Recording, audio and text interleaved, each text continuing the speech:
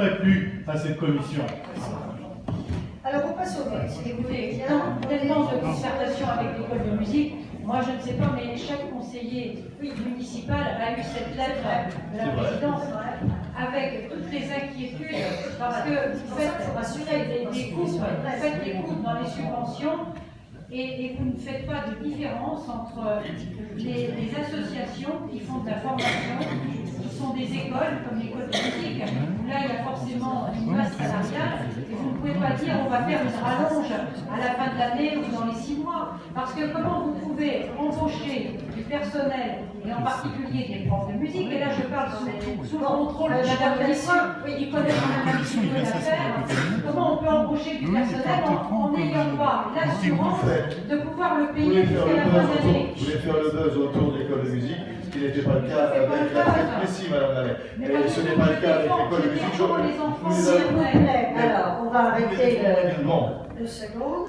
Donc d'abord, il y a eu un changement de présidence, ça a changé, modifié en fait les dossiers. Si ça a changé, c'est le fait qu'elle n'est pas au courant de l'ensemble du sujet, peu à peu, elle a compris ça très bien. Et elle est remarquable, elle est très bien. Bon, on passe maintenant au vote, parce que je pense que...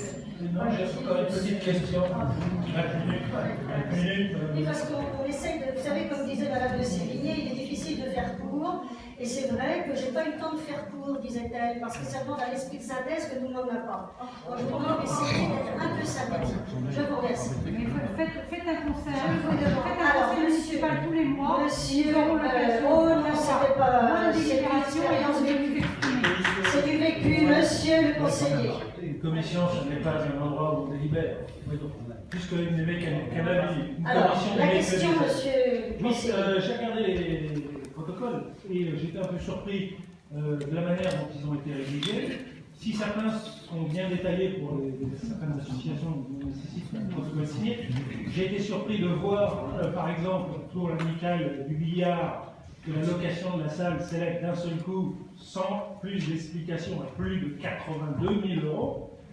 Et que pour une surface plus grande et encore mieux placée, l'office de tourisme, lui, à peine 19 000 €. Comment on arrive à de telles différences de calcul? J'aimerais avoir quelques explications supplémentaires sur le détail. Je vous renvoie sur le détail auprès du directeur du COSEC et des services des sports. Par contre, vous faites partie du billard. Le billard, vous savez comme moi qu'il doit avoir un degré d'hygrométrie et de chaleur permanente. Ah si, mais ça coûte. Non, pas du tout. Pas du tout, ils ont un compteur Écoutez, séparé. donc c'est vrai que dans le charte des associations... Vous avez une surface et un coût de la surface qui est calculé plus par les services. Toutes ces explications, on les a données en commission, c'est pas l'objet du vote. Je ne suis pas à la commission, mais c'est comme je vous le dis, c'est lors des conseils municipaux qu'on fait débat. Non, il y a des commissions pour lesquelles on débat, justement, pour pouvoir parler de l'ensemble des sujets. J'ai un peu technique par rapport au vote. Parce que M. Garnier a dit que les membres de l'association ne peuvent pas voter. Oui, c'est vrai. Donc, il faut vraiment que pouvoir voter. J'espère que les sous-membres d'une association milliardaire, alors c'était plutôt les membres du conseil d'administration. Parce que sinon. Du bureau.